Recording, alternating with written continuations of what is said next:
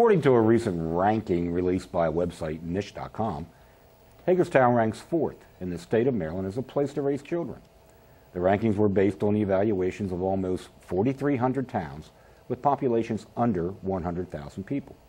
The analysis included schools, crime rates, access to affordable housing, and child care, as well as the town's demographics.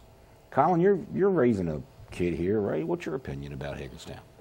Well, I'll be honest, and I will say that actually this is a subject that I feel pretty passionately about. So we bought our house here 11 years ago, and I'd almost like to think of myself as having escaped from the suburbs. So my entire life has been spent moving further and farther away from D.C., and one of the reasons we came out here is because Hagerstown is a very nice town. It's a town that's not a suburb. It has a sense of identity.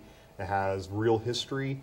You know, we live close enough to be able to walk downtown. We live close enough for my son to be able to walk to school when he was in elementary school. And I actually tend to agree that Hagerstown is a wonderful place to raise children. So I think that we have a lot of things going for us in terms of the things that we have in downtown, some of the amenities that we have, like the Fairgrounds Park and all the various things that are there, the city park. Now, is that to say that we don't have a lot of work to do? Absolutely not. I think there's a lot of things that we could do to improve downtown, and things that are happening now, things that have been proposed that I think would be great. But I do think it's a great place to raise children.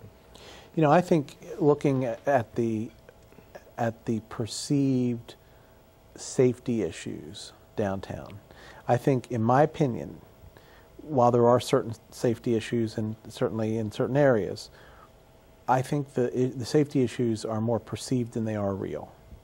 I'm quite confident in our Hagerstown police force, and you know, we all make mistakes, but those guys are usually Johnny on the spot. When it's time to be there, they're there.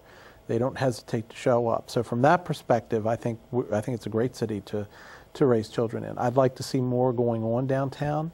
But I got to tell you, things like Barbara Ingram School for the Arts and some of these other academic initiatives that may take hold here in the coming years, I think is only going to make it better to raise kids downtown. And I do like the idea, as you said, Colin, to be able to walk downtown, even if there's not at this point a lot of stores to walk to, just being able to walk around and that type of thing. It's interesting. Well, you know, it's There are, of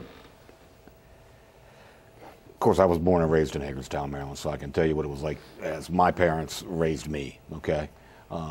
It is definitely, granted, we have our problems, without a doubt. We do. All right?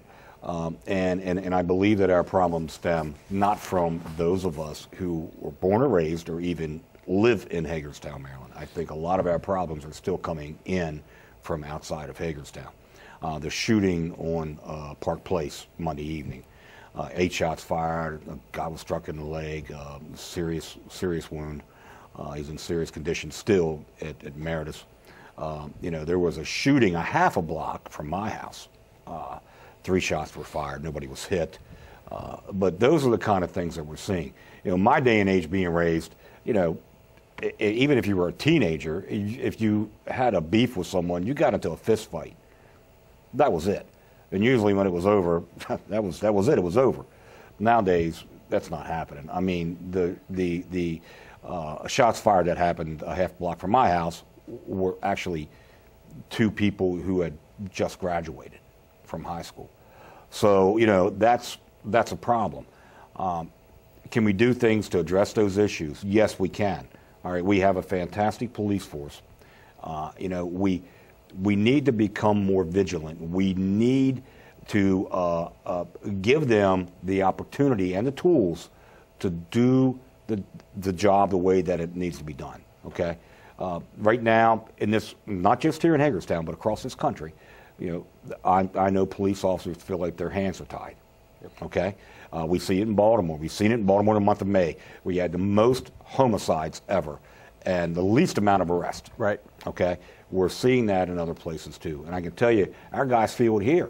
I mean, there's no doubt about it. And you know, they're probably more hesitant now than they were in the past.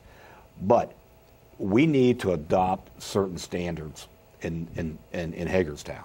Okay? And standards meaning, you know, there has to be a policy set in place that says, okay, listen, Virginia just raised the fine for using vulgar language in public.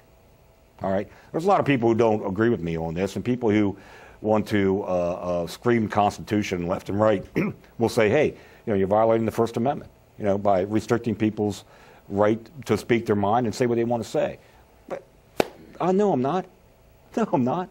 Use a little bit of common sense, I mean, nobody wants to walk down Potomac Street at 9 o'clock in the morning and have some lady screaming at her man, and every other word out of her mouth is F.